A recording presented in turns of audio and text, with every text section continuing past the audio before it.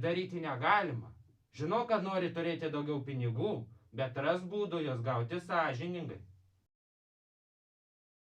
Sunkiai tą matematikos pamoką, profesorius, šitą kontrolį jau tai žinai. Iš tų lygčių niekas.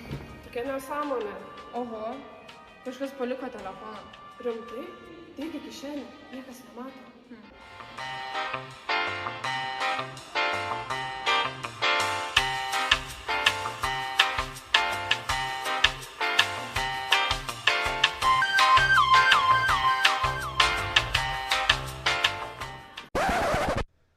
Stop!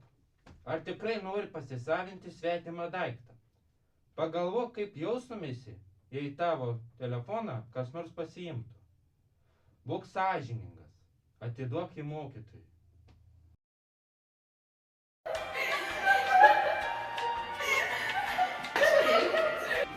Pažiūrėk, kokia Miklė sėkminga nuotrauką mum atsiuntė į klasės grupę. O jūs galvojat gražu taip juoktis? Mes tik truputį pasijuok norėjom. Taigi čia nieko tokio. Stop! Internetas nemeta skaudinti kitus. Kiekvienas turi teisę jaustis saugus. Gerbk kitus, kaip norėtum, kad gerbtų tave.